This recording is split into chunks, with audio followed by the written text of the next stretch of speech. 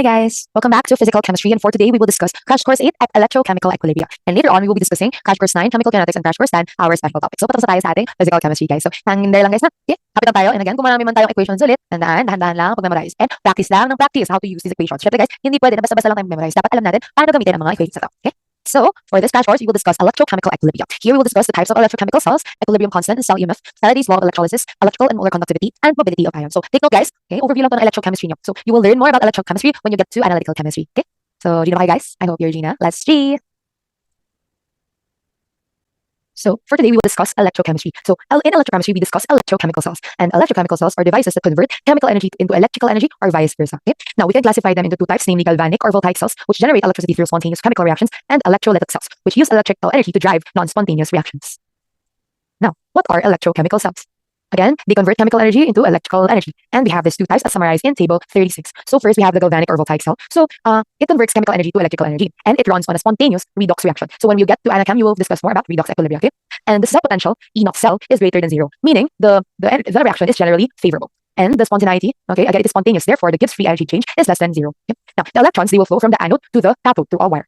And then anode, okay, it is negative while cathode is positive, and you need a salt bridge in order to balance the charges, okay, and to neutralize and maintain the charges in the galvanic cell, okay. And lastly, an example of this is a Daniell cell, so that is between a zinc and copper galvanic cell. And then when we get to electrolytic cell, okay, so in this time, electrical energy is being converted to chemical energy, so pabaliktad, and it requires a non-spontaneous redox reaction, meaning guys, kailangan mo ng external power, okay, to push electrical energy to become chemical energy. That's why you would need an external electrical source, such as a battery or a power supply, okay. And then the E naught cell, the cell potential is less than 0 because it is not naturally favorable. Again, because it is non-spontaneous. Now, the non-spontaneity is also proven by its Gibbs free energy change, which is greater than 0, meaning energy must be absorbed, okay, in order for electrical energy to be converted to chemical energy. The electron flow is from the power source to the cathode, and then to the anode. And this time, okay, the anode is positive while the cathode is negative. Again, guys, tandaan nyo na, baliktad yan sa ating galvanic or voltaic cell. And in this case, the salt bridge is not always needed, okay, such as in molten electrolysis. Okay? A common example of this is the electrolysis of molten sodium chloride. Now, to know more about a galvanic or voltaic cell, kindly watch this video first, guys. A useful galvanic cell can be constructed by using zinc and copper. The anode is a zinc bar placed into a zinc sulfate solution.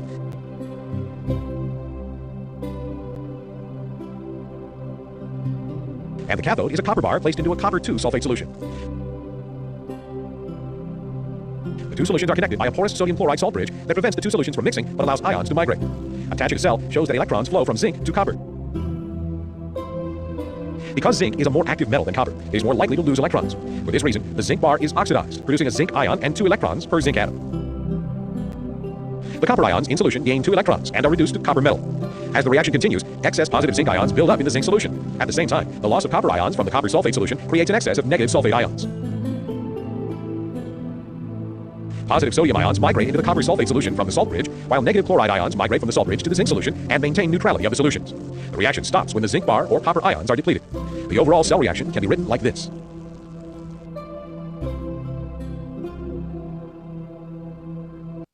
Hey guys, I hope you learned about the copper, zinc, or Daniell cell galvanic cell, okay? So again, this is your Daniell cell here. This is a common example of your galvanic cell. Again, electrons flow from anode to cathode. So under anode, you have your zinc in 1 molar zinc 2 plus, and your cathode, you have a copper, solid copper in 1 molar copper 2 plus. Again, guys, si zinc siya ang ma-oxidize. Therefore, it will lose electrons. Recall that, okay? In an oxidation reaction, you will lose electrons. That's why zinc solid is converted to zinc 2 plus in solution. Kaya may excess zinc 2 plus in solution. Now, the electrons, okay, will be gained by copper 2 plus as it goes to the anode. Copper 2 plus again gains electrons. That's why it gets reduced into copper solid. That's why copper solid is being deposited in your cathode. Okay? And this is the overall redox reaction. Okay? Here again, copper 2 plus is reduced to copper solid. Okay? And this guys, okay, this just shows a typical diagram of a galvanic cell. Okay? Typical notation for a galvanic cell. So pag meron tayong isang bar dito, and then that separates the solid zinc and the zinc 2 plus in solution apart. Tapos yung double na bar na yan, okay, separates the anode from the cathode. Okay? So dito sa left side, you have the anode. Dito sa right side, you have the cathode. So later on, when you get to analytical chemistry, you will learn more about this. Okay? Now, let's watch this video to have a brief explanation about electrolytic cell. Some call this topic worst. I'll sum it all up in one verse. Let's go. So first things first, I'll start by describing the word. Electron comes from electron, and lysis means to split. It brings each time you met when I break this down bit by bit. You're thinking, why should I know this? You're finding an station. You can't have them without this process. And notices are made from metals. Those metals have to be found. You find them as ores in the ground, and we've got to make them pure. Almost as pure as this sound. Not saying it all come round. Take a well-known metal compound. Copper chloride is renowned. To make pure, I'll tell you how. And ions negative like onions. Cations positive like cats. And ions take away electrons, and cathodes give them back.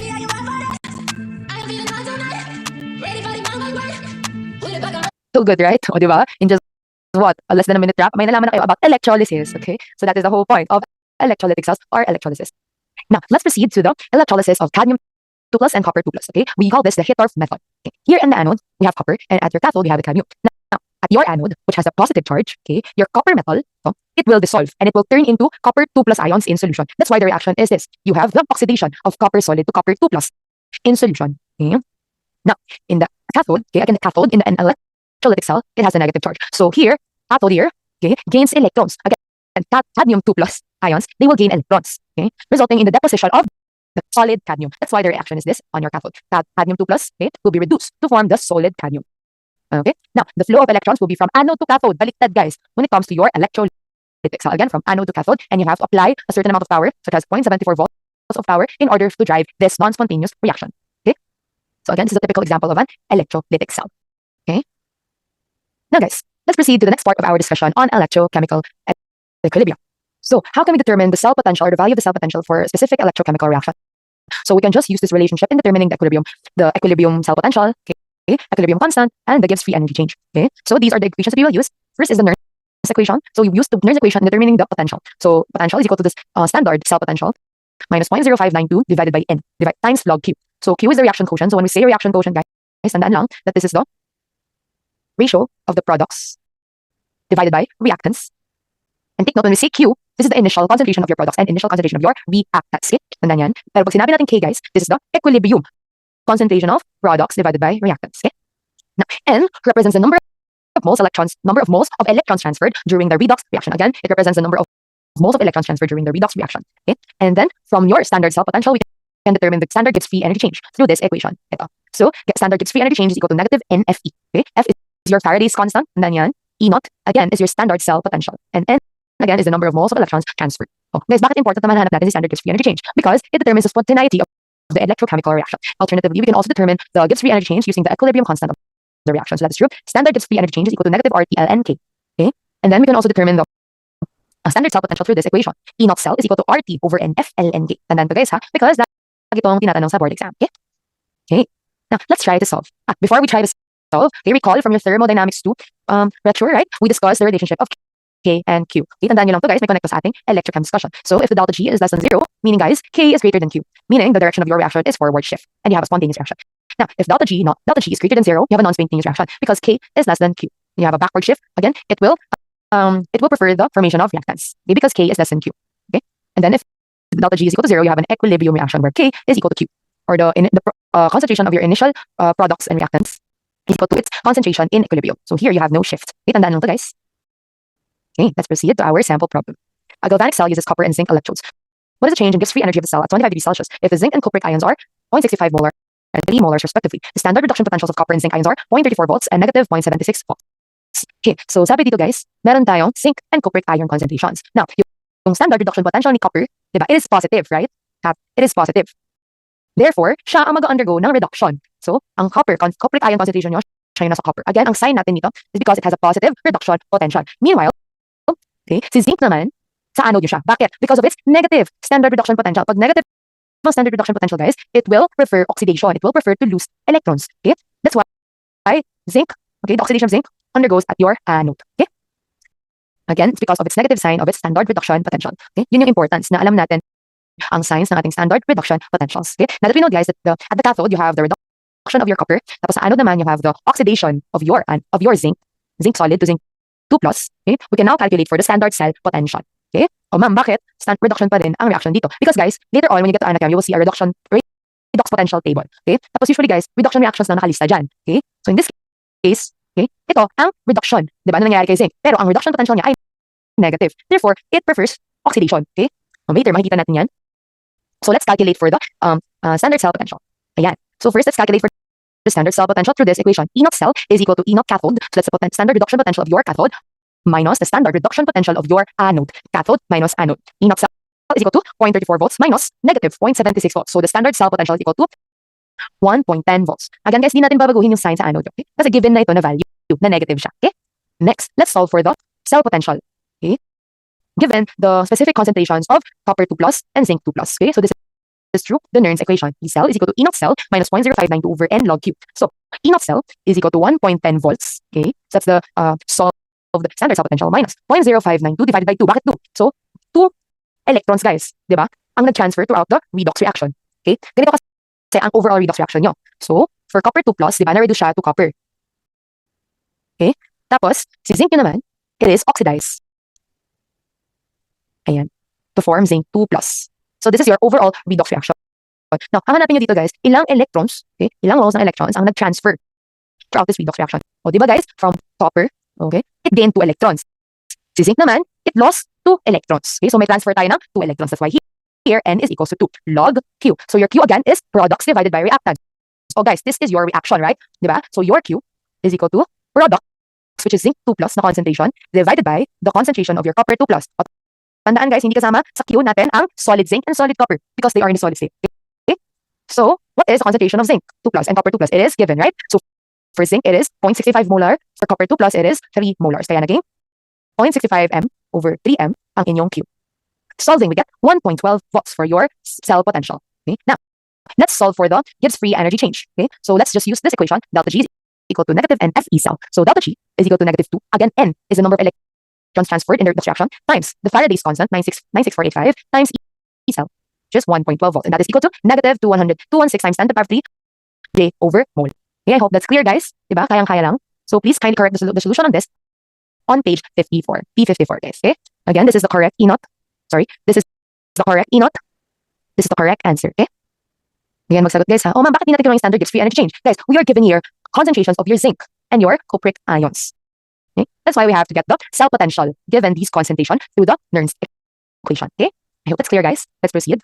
Now, let's proceed to this another topic on our electrochemistry we call Faraday's law of electrolysis. So the Faraday's laws, they tell us how much substance is produced during electrolysis based on number 1, the electricity passed, and number 2, the chemical nature of the substance involved. So you have here 2 laws. So for the first law, Faraday's first law of electrolysis, the amount or mass of a substance produced as at an electrode is directly proportional to the electric charge passed through the electrolyte. Meaning, guys, okay, kung may mas malaking electricity ka, you have more product at the electrode. Okay? Bakit? Because if you run a current through a solution for a longer time, or you run more current in a solution, then you'll get more of the substance at the electrode.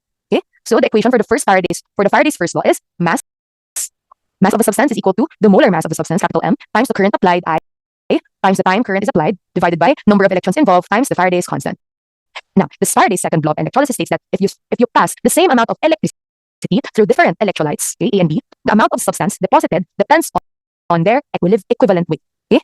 Again, guys, if for example, nagpass ka ng same amount of electricity in electrolytes A and B, okay, yung amount of substance na madedeposit mo sa electrode, they will depend on the equivalent weight of substance A and B. Okay? So the equation for that is mass of substance A divided by equivalent weight of substance A is equal to mass of substance B divided by the equivalent weight of substance B. Okay? Oh, bakit meron tayong ganito, guys? Because heavier or more complex substances, okay, kailangan nila ng mas maraming electricity para makapag-produce sila ng same amount of substance. Okay? So, for example, if nag-run tayo ng same amount of current through solutions of copper and silver ions, okay, we'll get different masses of copper and silver metal sa ating electrodes. O bakit? Because each of them requires a different number of electrons. Okay? So how do we get the equivalent weight? So the equivalent weight is just equal to the molecular weight divided by the number of electrons n. Okay? Okay? So let's try to solve, guys.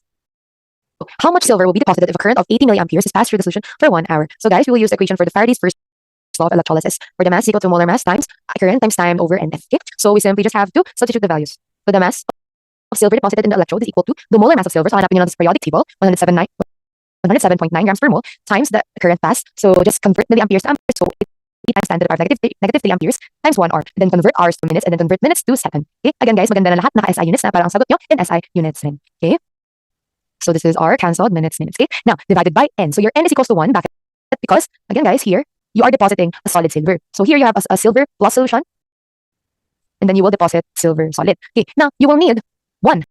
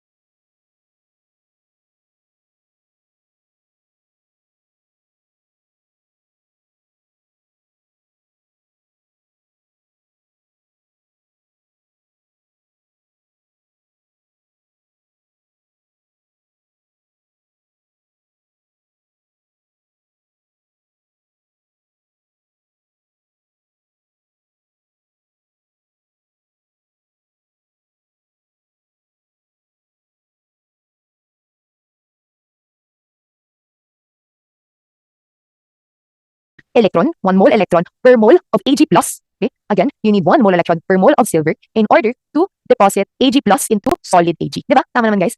Okay. So that's why N is equals to 1. Again, meaning yan, 1 mole of electron per mole of silver is needed. Okay, ito yun.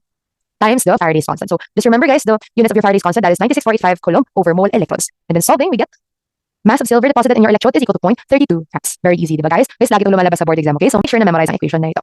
Next, a current is passed through 2 solutions at the same time. One contains silver ions and the other contains copper ions. After the process, 10.8 grams of silver is deposited. How much copper will be deposited at the same time? So guys, let's use the equation for the Faraday's second law of electrolysis. That is, the mass of silver divided by the equivalent weight of silver is equal to the mass of copper deposited over the equivalent weight of copper. Okay? So guys, tandaan nyo lang, meron tayong dalawang solutions. Tapos nag-pass ka ng same amount of electricity, same amount of current. So you will deposit different masses of silver and copper depending on their equivalent weights. So if a current is passed through a silver solution, it will form the solid silver, and you will need 1 mole electron, right? Then for copper naman, if you pass current through copper solution, you will need 2 electrons in order to deposit the solid copper. Again, magkaiba sila, guys, because for silver you only need one electron, okay, to turn Ag plus into solid silver. For copper 2 plus naman, you will need 2 electrons to turn it into solid copper. So let's solve for the mass of copper.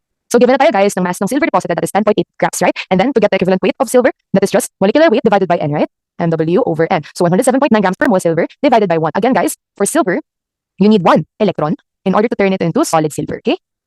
And then for copper, guys, yun yung unknown natin. We don't know the amount of mass of copper deposited. So let's get the equivalent weight of copper. That is just 63.5 grams per mole. So that is the molecular weight of copper divided by 2. So N is equal to 2 for copper. Because for copper, guys, again, you need 2 electrons in order to convert copper 2 plus to solid copper, okay? I hope that's clear, guys. Now, simply use your shift solve function on your calculator to solve for the mass of copper, and you will get mass of copper is equal to 3.18 grams. Now, guys, bakit yan nangyayari to? Bakit onti lang ang amount of copper deposited at the same time and at the same amount of electricity as the mass of the silver? Now, this is because, guys, si silver, kailangan lang niya, again, 1 electron in order to turn Ag plus to solid silver. Tapos, si copper 2 plus naman na solution, kailangan niya 2 electrons to turn into solid copper. Therefore, it takes more electricity to deposit each atom of copper than each atom of silver. Okay?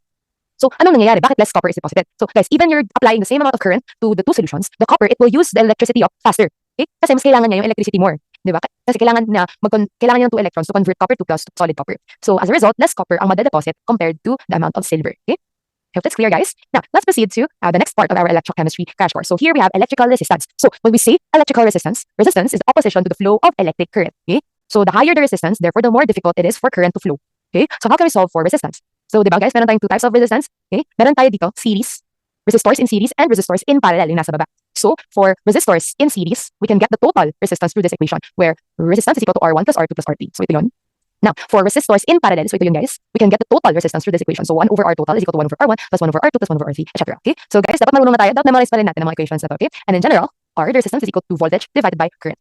Again, V is equal to IR. Therefore, R is equal to V, the voltage, divided by I, the current. Okay? Again, tandaan ang mga equations na to, guys. Take note of them, okay? Now, what is conductivity? Now, electrical conductivity, it is the opposite of resistance, okay? Because it measures the ability of a substance to allow the transport of charges, okay? So, conductivity, it is the ability of electrolytes to conduct electric current and dependent siya sa nature and concentration ng solution. So, in conductivity, these are the general equations involved. So, first we have conductance G, okay? So, conductance G, it measures how easily electricity flows through something, okay? So, kapag mayroon kang high conductance G, electricity will flow easily. When you have a low conductance G, electricity will have trouble flowing. So, the units for conductance is Siemens or S, okay? So the general formula for conductance is G is equal to the reciprocal of resistance 1 over R, which is equal to current divided by voltage, which is equal to the specific conductivity kappa times A over L. Okay? Now, cell constant naman, cell constant, it is a number that relates the shape and size of a conductivity cell to how well it measures. So, for example, guys, meron kang certain conductivity cell. Okay? I-relate natin ang shape niya, ang size niya, to its ability to measure conductivity. Okay? Bakit siya important? Because it lets us calculate conductivity from resistance measured in a specific setup. Okay? So the units for cell constant is inverse meters, -1. The general formula for cell constant is equal to kappa, your specific conductivity times resistance. Okay? And this is also equal to the specific conductivity of the standard solution. Again, this is the kappa asterisk is the specific conductivity for a standard solution times the resistance of a standard solution. Again, standard solution kapag naka-asterisk. Then lastly, we have the molar conductivity. So for molar conductivity, it describes how well 1 mole of ions will conduct electricity in a solution. So again, as I said here, guys, it measures the ability of ions in a solution to conduct current. Okay? So it tells us how effective the ions are at carrying current per mole. So, ang ating equation for that is molar conductivity is equal to the specific conductivity divided by the concentration. Okay? So, as the solution gets more dilute, so as concentration decreases, molar conductivity usually increases. So, the units for molar conductivity S is SCM squared per mole or SM squared per mole. So, guys, kindly refer to page P66 of your physical chemistry manual to refer to the other units of the properties involved and learned in this crash course as well as in the other crash courses. Okay? Now, guys. Again, conductivity, as said earlier, it measures the ability of electrolytes to conduct electric current, and it is dependent on nature and concentration of solution. So, for example, guys, si ethanol, it has no conductivity. Okay? Si potassium chloride naman, it has high conductivity, okay, because of its electrolytes. It's strong electrolytes. Meanwhile, an acetic acid solution has low conductivity because in acetic acid solution, you only have weak electrolytes. Okay?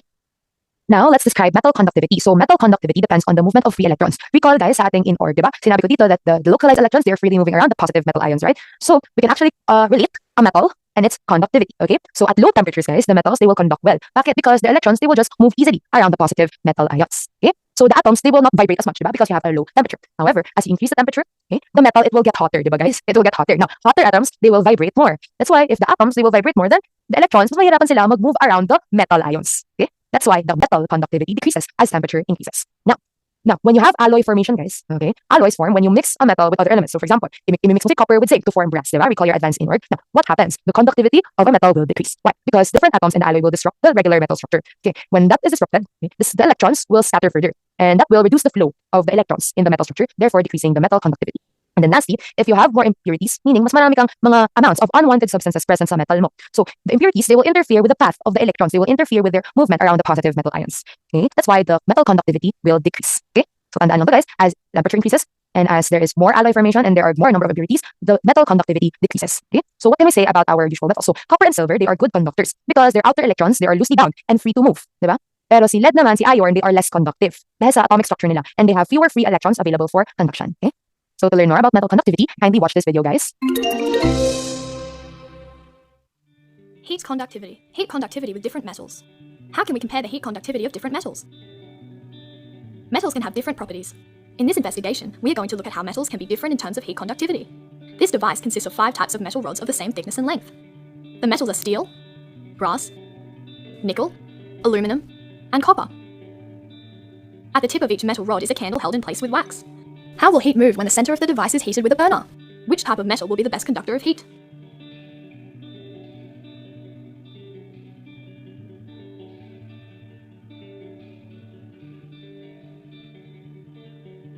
There goes aluminum and copper. Which will be next? Brass.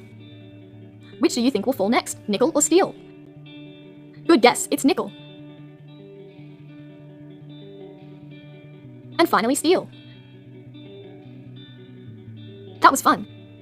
See you next time. Oh, guys, ha, yan yung proof ng conductivity ng ating various metals and alloys. Okay? Now, let's proceed to the conductivity of electrolytes.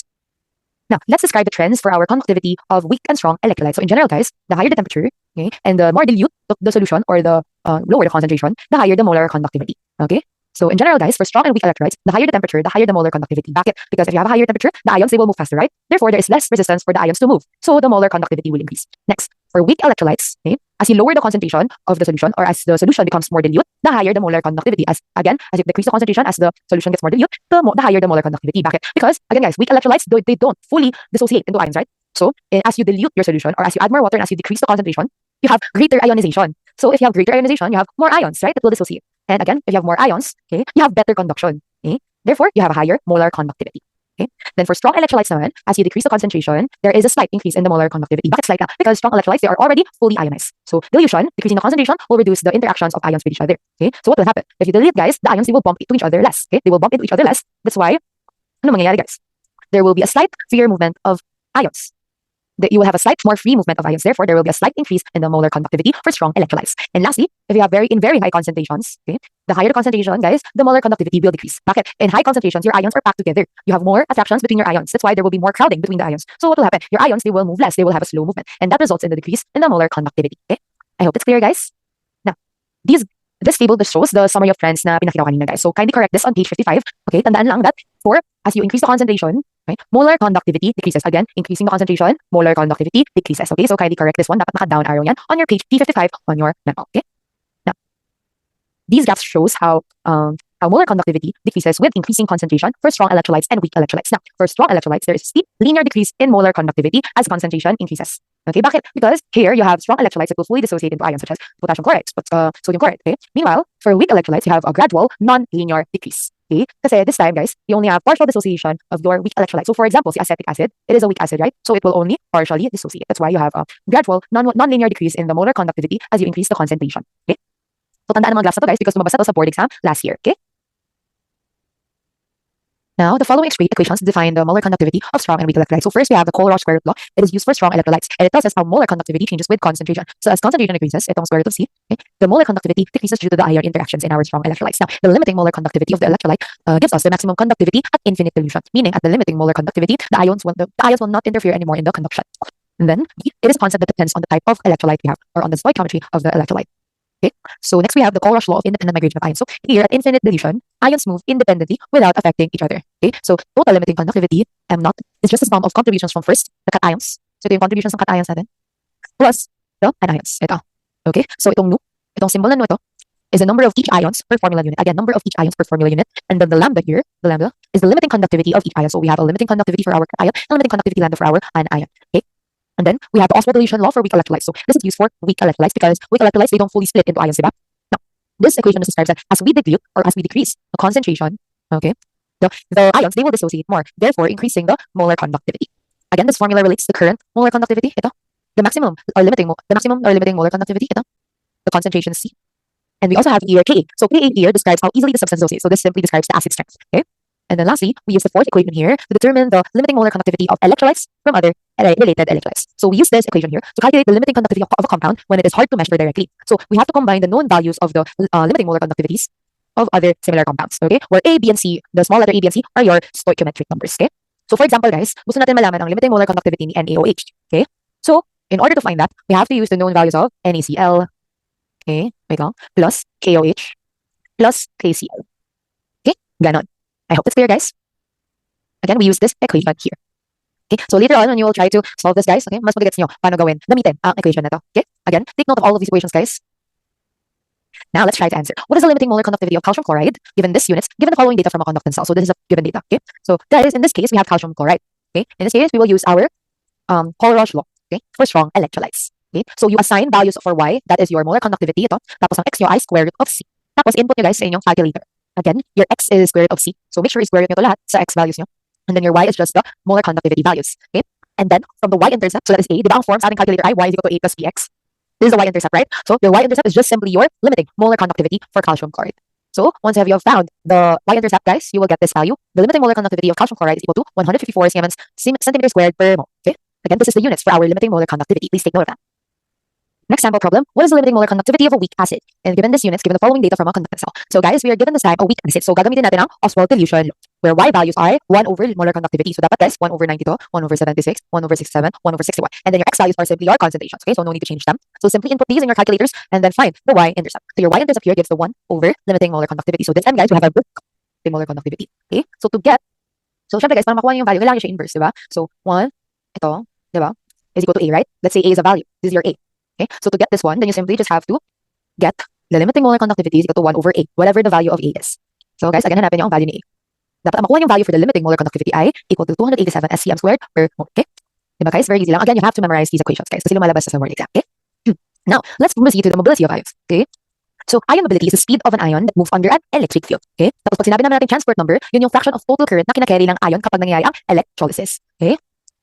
Ayan. So, we use these equations in finding the mobility, mu, and the transport number, T. Okay, so for the ion mobility, whether that is a cation or that is an anion, that is equal to the limiting molar conductivity for the cation or anion divided by the charge of the ion, the absolute value, times Faraday's constant. Okay, memorize this, guys. And then to get the transport number, we simply use this equation. So we can get the mobility of the cation divided by the mobility of the cation plus the mobility of the anion, or we can get the transport number of the cation or the anion through this equation. So the molar conductivity of the cation divided by the molar conductivity of the cation plus the molar conductivity of the anion.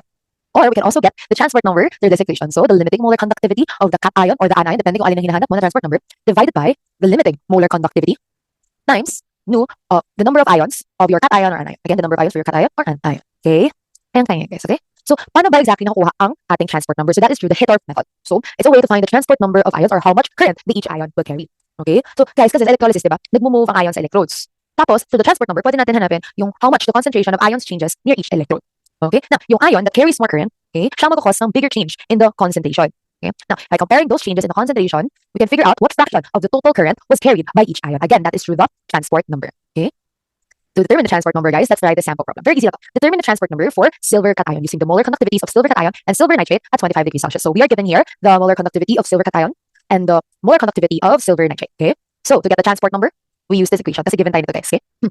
So, guys, simply, ang molar conductivity ng cation mo plus molar conductivity ng anion is just equal to the molar conductivity of silver nitrate, right? Because in your silver nitrate solution, you have Ag plus and NO3 minus. Okay, so we can just simply use this to get the transport number. So to solve the molar conductivity of your cation of interest, Ag plus, divided by the molar conductivity of silver nitrate, so simply divide them from each other, 61.9 divided by 133.56, we get 0.4642.